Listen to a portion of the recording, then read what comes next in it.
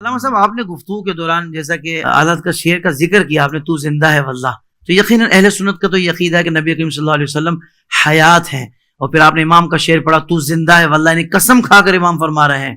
تو حضرت یہ ارشاد فرمائے کہ اگر تو نبی زندہ ہیں اور یقیناً ہیں تو زندہ کو تو کوئی دفن نہیں کرتا۔ لوگ یہ کہتے ہیں کہ بھئی صحابہ نے پھر تدفین کیوں کی نبی کریم صلی اللہ علیہ وسلم کی، یہ ایسی ایسی باتیں ان کے ذہنوں میں آ رہی ہوتی ہیں حضرت۔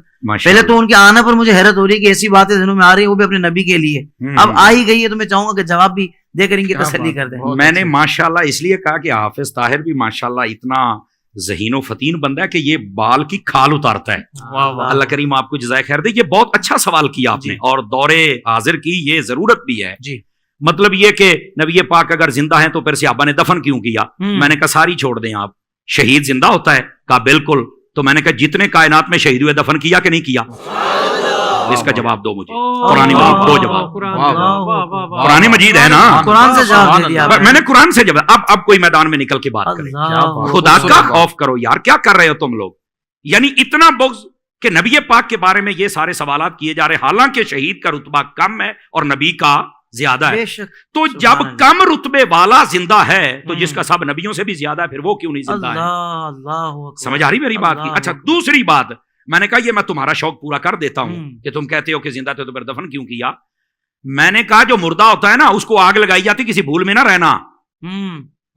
اس بات کو نوٹ کیا جائے، جن کے مر جاتے ہیں وہ آگ لگاتے ہیں اپنے ہاتھوں سے، ہم جو دفن کرتے ہیں نا وہ زندہ سمجھ کے کرتے ہیں۔ کہتے ہیں مولانا وہ کیسے؟ سن لیجئے، اور یار مجھے بتاؤ اگر زندہ نہیں ہے تو قبر میں اٹھ کے سوالوں کے جواب کون دیتا ہے؟ بتاؤ نا مجھے۔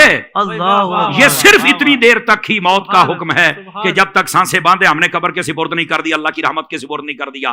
اس نے یہ جہان بدلنا ہے، برزخی دنیا میں جانا ہے، سمجھ آ رہی ہے؟ اور اس کو کہتے ہیں برزخی حیات، یہ بھی میں آسانی کر دوں۔ بہت اچھے، سمجھ آ رہی میری بات کی؟ لیکن یہ کہنا کہ زندہ کو دفن کو نہیں کرتا، یہ تمہیں کس نے کہا ہے؟ میں ایک یہ جو دیہاتی لوگ ہمیں سن رہے ہوتے ہیں تو میں ان کی ایک مثال دے دیتا ہوں، شاید کسی کے کونے کھانچے میں بیٹھ جائے۔ اور میں نے کہا یار بتاؤ، دیکھیں جب فصلیں ہمارے ہاں کاشت کی جاتی ہیں نا، مثال کے طور پر مکئی، ہم جب اس کو کاشت کرتے ہیں تو جب اس کا بیج نکالتے ہیں نا تو ہم پہلے اس کی چھانٹی کرتے ہیں، جو دانے خراب ہوتے ہیں ان کو سائڈ پہ کر دیتے ہیں، جو صحیح ہوتے ہیں ان کو سائڈ پہ کر دیتے ہیں۔ خراب دانوں کو ہماری بولی میں کہتے ہیں مرے مرے نے، تو کہتے ہیں مریا نو سٹ دے ہو، انہاں نو پورن دا کی فائدہ ہے؟ آ جڑے چنگے نے انہاں نو پورو کچھ نکلے گا تے صحیح نا۔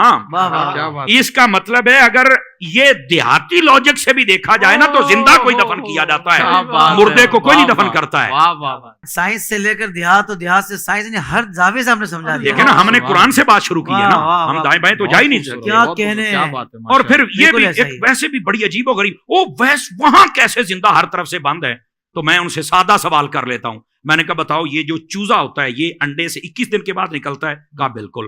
تو میں نے کہا بتاؤ یہ 21 دنوں تک کون سا سوراخ ہوتا ہے جہاں سے کوئی ہوا شوا جاتی ہے، کاربن ڈائی آکسائڈ جاتی ہے، کہاں سے آکسیجن جاتی ہے؟ تو کہتا نہیں یار، تو مردہ نکلتا ہے؟ کہا نہیں زندہ نکلتا ہے۔ کیسے زندہ رہا؟ کہتا یہ تو نہیں پتا۔ تو میں نے کہا پتا ہوتا تو سنی نہ ہوتا، پتا ہوتا تو سنی نہ ہوتا۔ بھئی جو رب ایک چوزے کے لیے سب انتظام کر سکتا ہے وہ مدینے کے تاجدار کے لیے نہیں کر سکتا۔ وہ زندہ ہیں، ان کی زندگی کی تمہیں نہیں سمجھ آئی تو ایک الگ بات ہے۔ تو زندہ ہے واللہ، تو زندہ ہے واللہ، میرے چشم عالم سے چھپ جا۔ سبحان اللہ، سبحان اللہ۔